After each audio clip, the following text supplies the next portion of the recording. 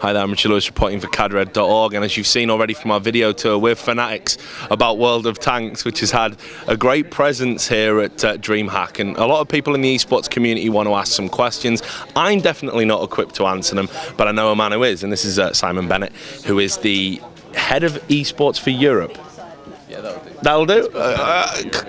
Oh, sorry, esports manager. There you go. Look at that. Look, I can't remember his title. What an amateur. But so let's start at the beginning. Tell us about World of Tanks and World of Tanks, the esport. How did it all get started? Okay, well, World of Tanks started about 3 years ago for the company Wargaming.net. Wargaming is about 15. Well, we will be 15 years old actually in about a month, I think. Yeah. We're going to have a big party. It's pretty cool. They made a load of games before, but notably stuff like Supreme Commander and stuff like that came out of our basic setup, and a few of the other sort of big titles that came out from us. But then they did World of Tanks 3 years ago, and they really didn't expect it to be a big game. They just wanted to make a fun tanks game that they liked playing. Yeah. And the initial bandwidth was for about 110,000 players, and they'd hit that in the first day.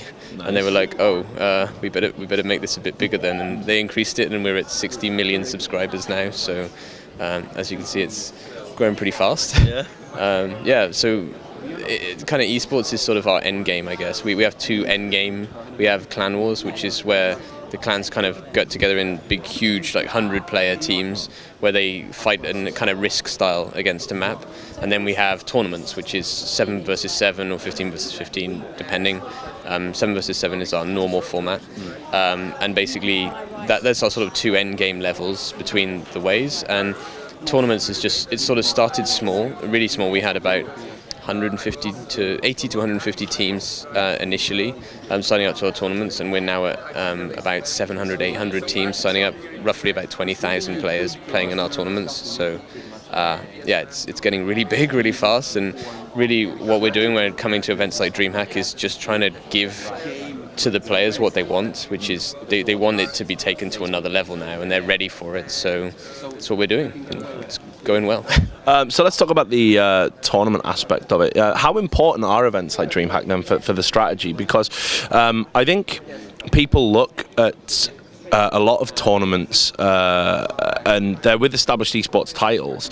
You also see big events where it's kind of like, they're just exhibitors. They're just trying to sell stuff, and they're kind of separated from the tournament aspect. I mean, you guys are here.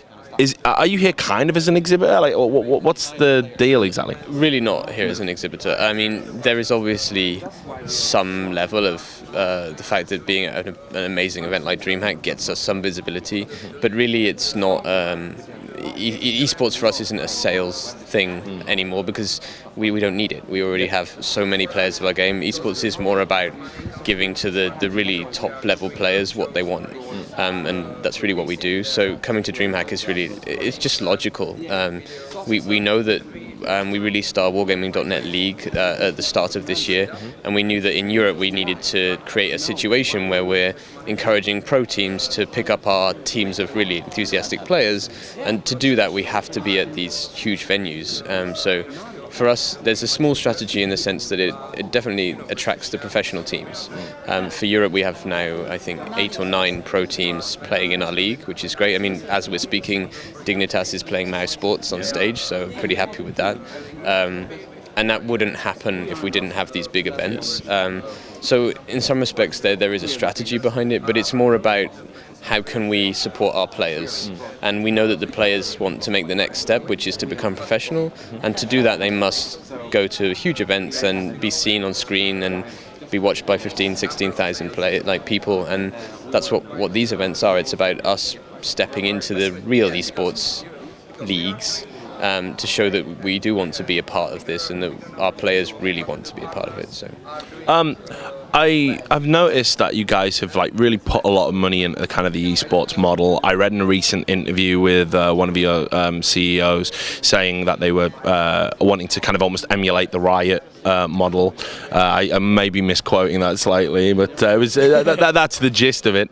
I mean, have you looked at kind of the success of League of Legends as an esports title and looked to kind of, you know, appropriate the odd little bit, like, oh, we could do that, but we could also improve on this? And yeah, I mean, there's no point in ignoring companies like Riot. I mean, Riot, I'm a massive fan of League of Legends. Like, I used to work for Blizzard. I'm a massive fan of StarCraft. So, I mean, really, it would be insane of us not to look at how they're doing things and work it out. But then again, you look at the LCS right now, it's just a copy of the Premier League football. So, I mean, everyone is, there's no point in changing the way it's done. There's sports out there that have had this for hundreds and hundreds of years. So, in some respects, yeah, we look at how they do things, we learn from their mistakes. I chat with the Riot guys quite often. So, in general, we try to take what they have learned, and also we can see how they are affecting the market, and we look at how that's going to affect us. Obviously, our team size is a big thing for us. We have 7 versus 7, which is, I think, the biggest team size of any esport at the moment,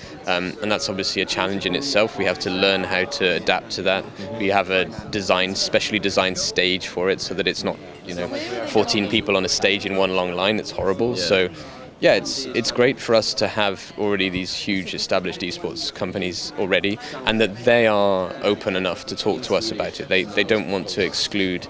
I mean, we don't compete with them. We don't want to be the next League of Legends. We just want to exist in the esports groups, and that's why we take on everything that they learn, and we learn our own things as well. So yeah, we do. What would you say to people who criticise World of Tanks as kind of a spectator-themed esport? I know you'll have seen people's comments and stuff about it being, you know, boring to watch, fun to play, boring to watch. Generally, seem to be a recurring comment I saw.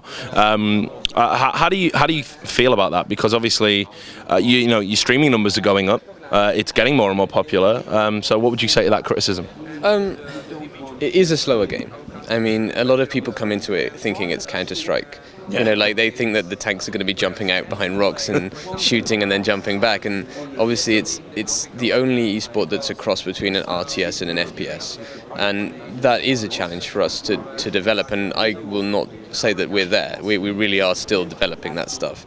But our developers are really behind us now in making sure that we are able to create a situation where people are actually able to spectate the game and understand the game. And really the biggest issue for us at the moment is communicating to the average players, or even people that don't play the game, what's actually happening. Because for the average person, they see a tank shoots another tank. They don't understand that there's angled armor, there's ways that the tanks are playing, there's the different points of the tanks have different levels of armor, different bullets have different penetration effects and things like that. And we are looking at ways that help us to explain that to players. I mean, the ESL currently in Europe are doing a great job. Yeah. I mean, we rely a lot on casters who have to know a lot about our game. And we've recently obviously picked up Red Eye and Paul, and we also utilise a guy called Laughter, who's Oliver, who's just joined the team, who really knows a lot about the game. And that helps us a lot and drives the viewer numbers up, because they help to explain the things that people think look simple that actually are not simple. So yes, we are working on improving our esports format, and it's by no means optimal yet. Yeah. But it's about us just taking advice of the players, taking their feedback, looking at what other esports groups are doing, and just slowly implementing it into our game to make sure it works properly. So. When you mention format specifically, it's interesting you bring that up, because I remember at the start of competitive Team Fortress 2, there was a big discussion. Yeah, I was there, and there was a big discussion about whether it should be 6v6 or 8v8. And there was even separate leagues made up, 8v8 and 6v6 leagues. I was an 8v8 guy. I felt that was a better game, but I was proven to be wrong. So evidently by the community's choice. Have you ever thought about maybe tweaking it? Because as you say, 7 within esports terms, I think the generic team number is always 5. Yeah, 5 or 1. Yeah. So I mean, have you given any thought to maybe, you know, we should perhaps become a bit more uniform? No. I don't think that you have to follow the crowds. I mean, we've proven that 7 versus 7 format works on a stage now. We have a special stage designed for our players, and I think that that's when it comes to those games, the biggest issue is always like practicality. I mean, in some respects, I'd love to see 15 versus 15 World of Tanks, but practically it's impossible. You can't put 30 players on a stage; it's ridiculous. So, I mean, really, 7 is about as low as we can go without compromising the play style of our game. So. Yeah, I mean, we look at it all the time and we look at how it could be changed, but in general, we're fine with 7 versus 7. Players like it. So, I mean, if we could do 15-15, we probably would, but it's just not practical. What about, as well, in terms of the packaging? Everyone talks these days about, like, streaming being important, broadcasting being important. The keyword's always narrative. You know, everyone wants the storylines, yeah? Everyone wants to tell a story through the game.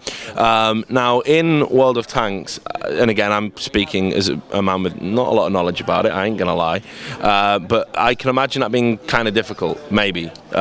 Is it? Are there any unique challenges with that? Not really. I mean, story.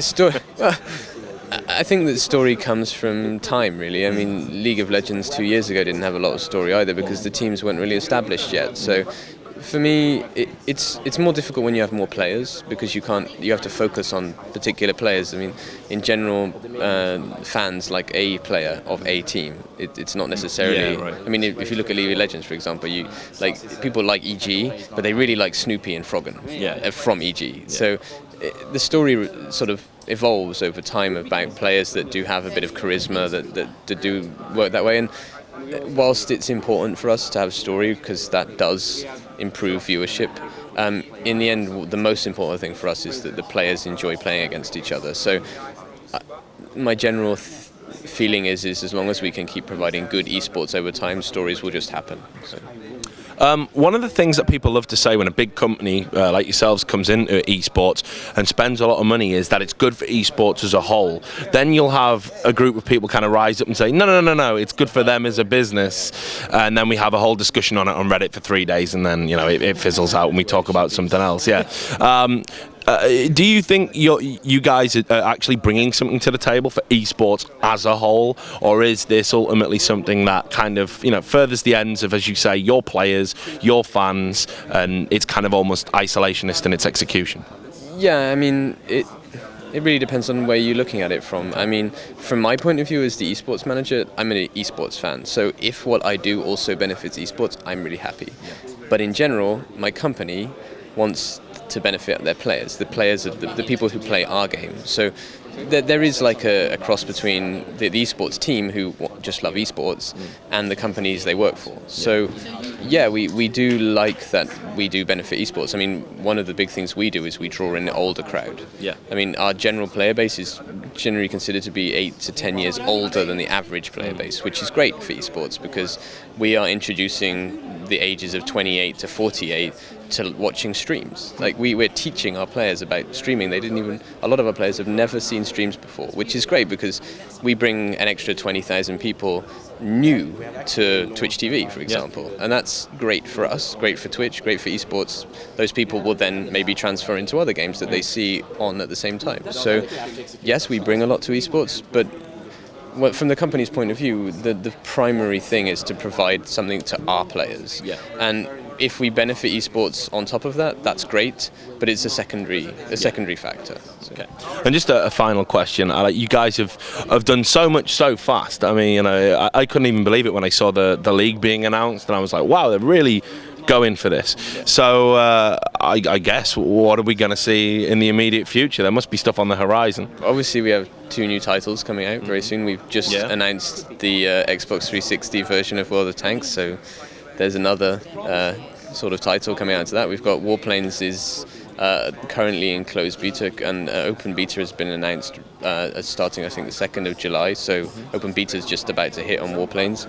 Warplanes is incredibly exciting as an esport.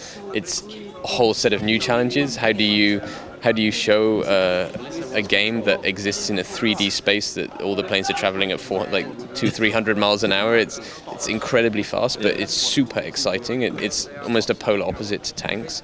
Tanks being slow, methodical, you must understand the quality of the play. The excitement comes from the build-up of the tension that then is released by the attack at the end, whereas Warplanes hits hard right at the start. It's crazy. It's like Quake. When you watch it, it's great fun. So we have that coming out. Then obviously we've announced World of Warships, which will be coming out soon.